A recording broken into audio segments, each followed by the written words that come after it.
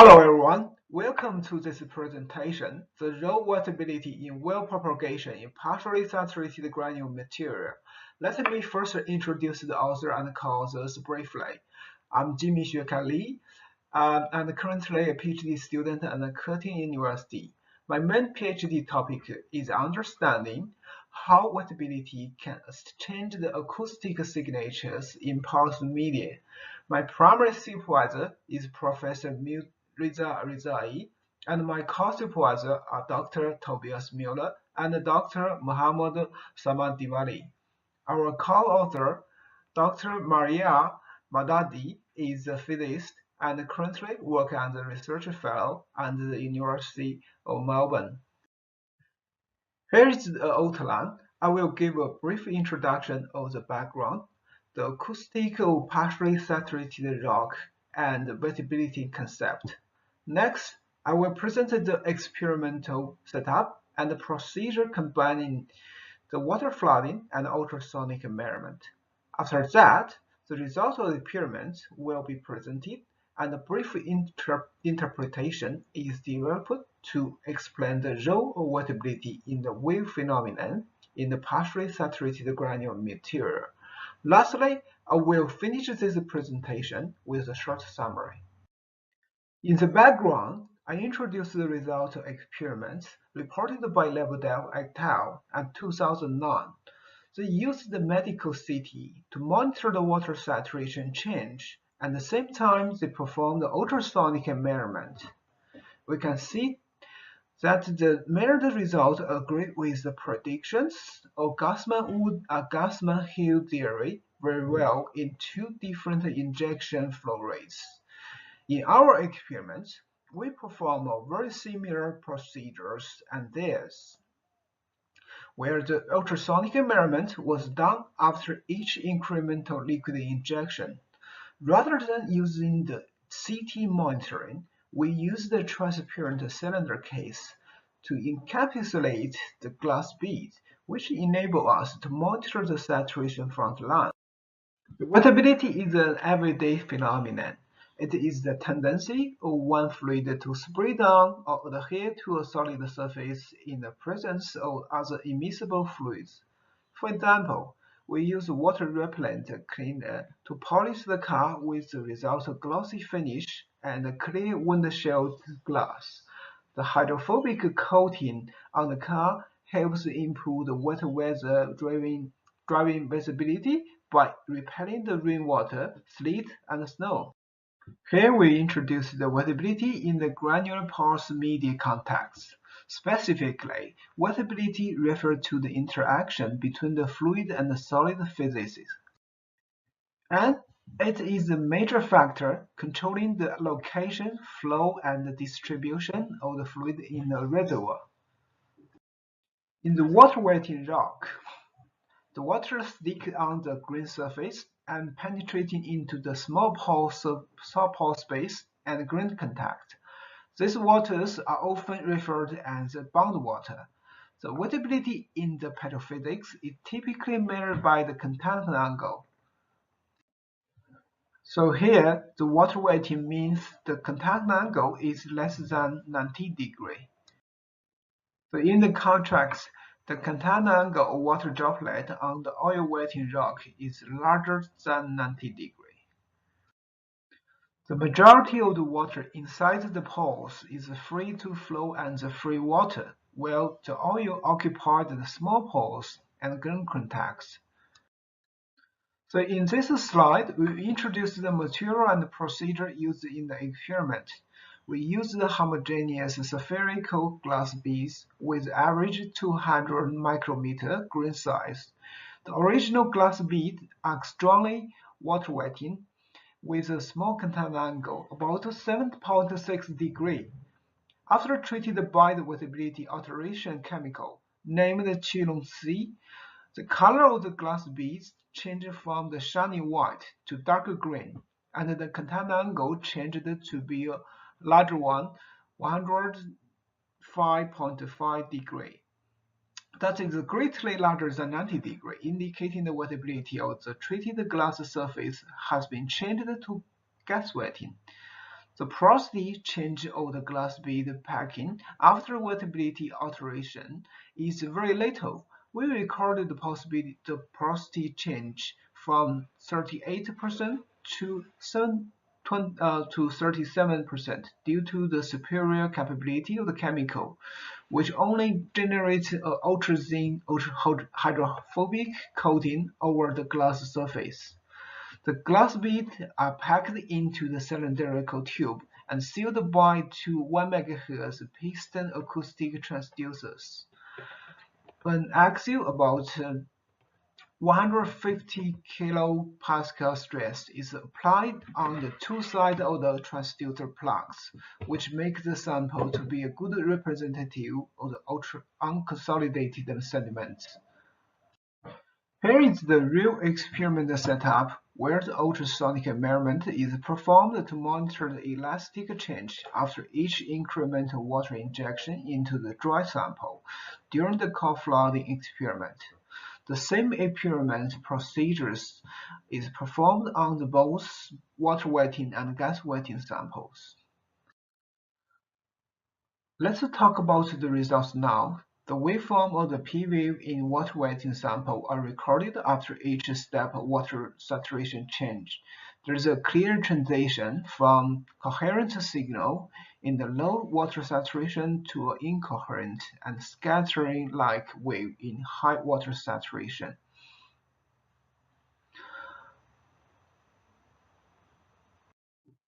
At the same time, along with the waveform transition, the first arrival time decreased drastically, indicating the velocity jump. Here is the velocity saturation relationship plot. We can see that the velocities increase significantly in the high water saturation, which greatly exceeds the predictions of either Gassman or Biot theory. We also recorded waveform P-wave in gas wetting sample. We can see that there's only one coherent wave regardless the saturation change. The wave signal is damped with increasing water saturation, and as amplitude becomes smaller and smaller, the first arrival time becomes longer, indicating velocity drop with increasing saturation. The water is injected into the dry sample by applying about 100 kPa injection pressure. The water saturation stops change when it reaches about 94%. However, when we try increasing the injection pressure 3 times larger, a wave signal with short wavelength comes out with significant increased velocity. This makes the entire velocity saturation curve very close to the Gassman-Wood prediction. So before we interpret the result, let's introduce the important concept in the granular material. The force chain network dominates the mechanical and elastic property of the granular material. These force chains can be visualized by the photoelastic visualization techniques as shown on the right picture. It's used to change the polarization of light due to the grain-scale stress and strain polarizations. Here we have two basic assumptions about the force chain network. The first one is that the change of signal character is caused by the change of ratio wavelength to the scatter size, saying the characteristic length of the force chains. Second assumption is that the jumps in velocity due to increased contact with increasing saturation. That may have similar effect as the change of coordination number. Okay, so this is our idea how to interpret the velocity saturation relations. Basically, the force chain network could be changed by change of water saturation, and they change differently with wettability. Let's firstly look at the left side, the water wetting condition.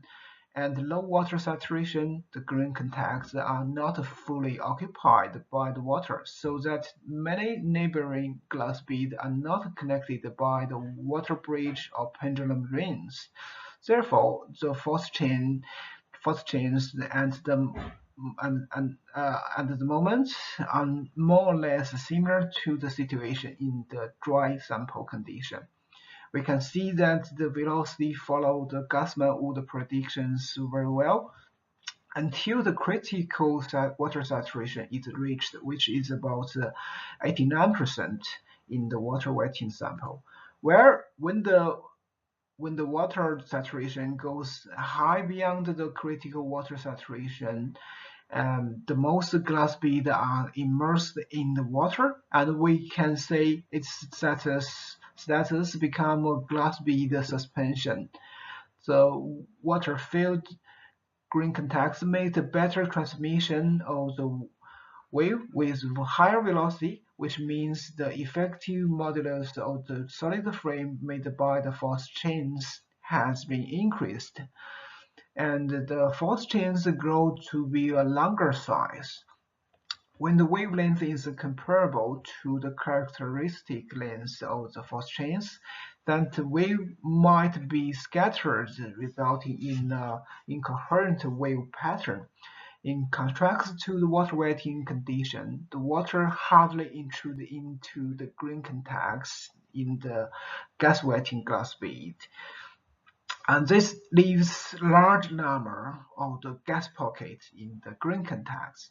The gas-filled green contacts prevent the force chains from growing longer and possibly reduce the velocity. And the velocity can only increase when the higher injection pressure is applied in the high water saturation, where the gas pocket is compressed and even squeezed out of the green contact. However, the velocity in this gas wetting condition never goes beyond the Gassman and Biot predictions. Another perspective to look at the wettability effect on the results is to look at the amplitude spectrum.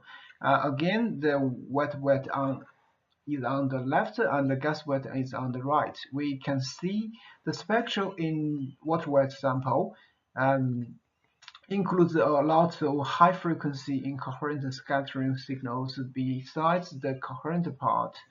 But in incoherent parts, signals only take a small portion in the spectrum in the gas wetting sample. This is also because the difference of the wettability dependent force chain network. So let's conclude the presentation with this short summary. We experimentally recorded the waveforms of P-wave in water-wet and gas-wet glass bead packings. They demonstrate distinct characteristics which demonstrate that the wettability could impact the wave propagation in the partially saturated granular porous medias. Specifically, only if the water is wetting to the sample can the liquid occupy the green contacts, where the liquid saturated green contacts results in a longer range force chain network and an increase of the effective modulus of the solid frame, which further lead to higher velocity than the prediction of Gassman and Biot theory. This is the end of my presentation. If you have any question, please do not hesitate to send us an email to me or our co-authors. Thank you very much for attending this presentation.